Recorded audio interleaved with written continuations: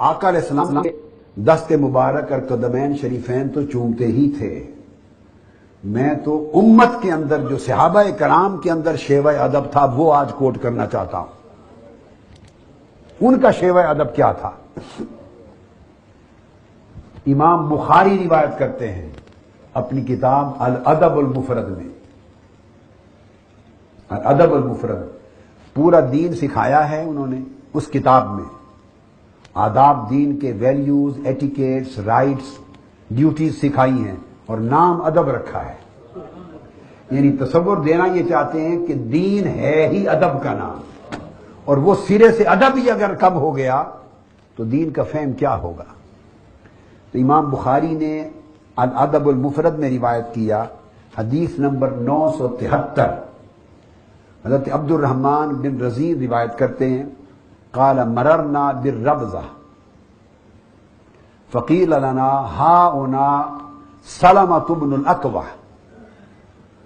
وہ فرماتے ہیں کہ ہم ربزہ ایک جگہ کا نام ہے، وہاں ایک دن گئے گزرے تو ہمیں بتایا گیا یہاں یہ جو شخص بیٹھے ہیں ان کا نام سلمہ بن اکوع رضی اللہ تعالیٰ عنہ ہے. یہ صحابی ہیں، سلمہ بن اکوع ہیں صحابی.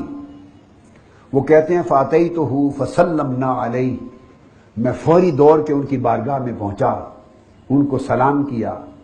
فاخرج یدیہ، انہوں نے، اب آپ دیکھیے ان کے طریقے، انہوں نے اپنے دونوں ہاتھ نکالے، سلام ہو گیا، مصافحہ ہو گیا، اور ہاتھ نکال کر فرمانے لگے فقال بایعت بہاتین نبی اللہ، میں نے ان دو ہاتھوں سے اللہ کے نبی کے دست مبارک پر بیعت کی.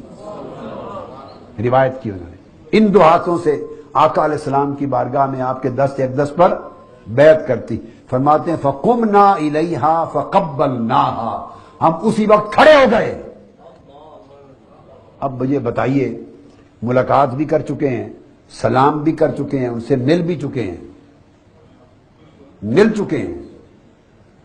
اب اگر میں ایک نقطہ بس سمجھانا چاہتا ہوں، اگر تو وہ کھڑے ہوئے تھے، ملاقات ہو گئی تھی، مصافحہ ہو گیا تھا اور سٹل کھڑے تھے، تو اس جملے کا کیا معنی فقمنا الیہا، ہم ان کی طرف کھڑے ہو گئے. اس کا مطلب ہے وہ مل چکے تھے، ملاقات کر کے بیٹھ گئے تھے مجلس میں.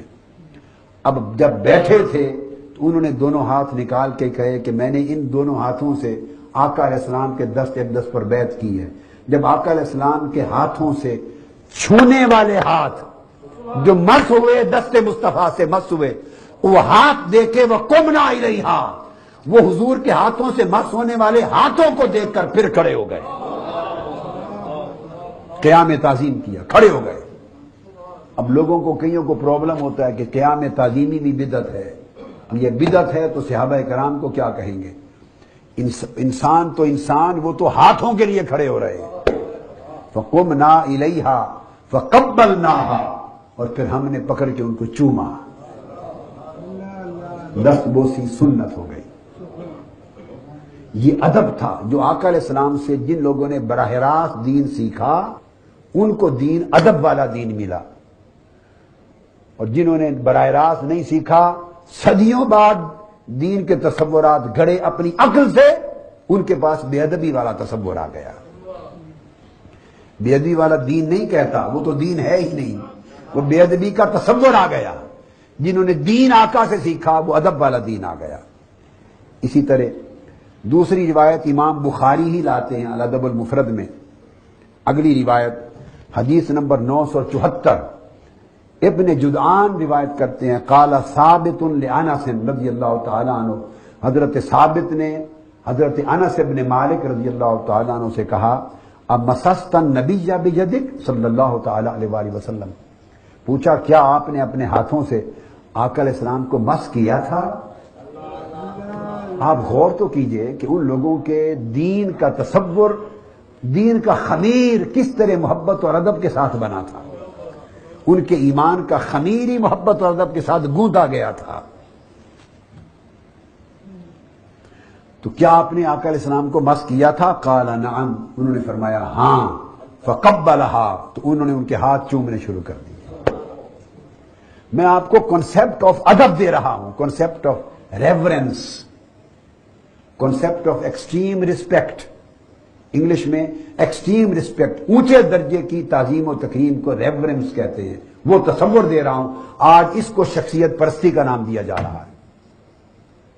اب اگر یہ ادب ہی دین کے تصور میں نہیں ہے تو پھر آدمی جب بولے گا تو بڑی جسارت کرے گا، بے دھڑک بولے گا، وہ لحاظ نہیں رہے گا، وہ اس بات کا حیا نہیں ہوگا۔ حضرت عمر فاروق رضی اللہ تعالیٰ عنہ امام بہقی روایت کرتے ہیں، اور امام بہقی نے شعب الایمان میں حدیث روایت کی، حدیث کا نمبر 8965 ہے۔ امام بہقی روایت کرتے ہیں کہ حضرت عمر رضی اللہ تعالیٰ عنہ خود سیدنا فاروق اعظم بتا رہے ہیں، روایت کرتے ہیں، انہ کلما قدم الشام استقبلہ ابو عبیدہ بن الجراح فقبل یدہ۔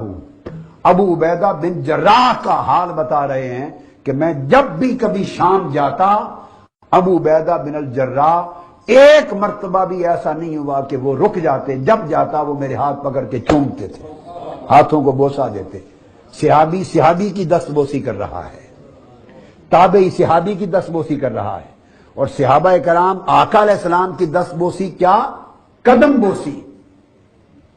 یعنی صحابہ کرام کہتے ہیں فقبلنا یدہ ورجلیہ، ہم نے آقا علیہ السلام کی دست مبارک چومے اور قدم چومے۔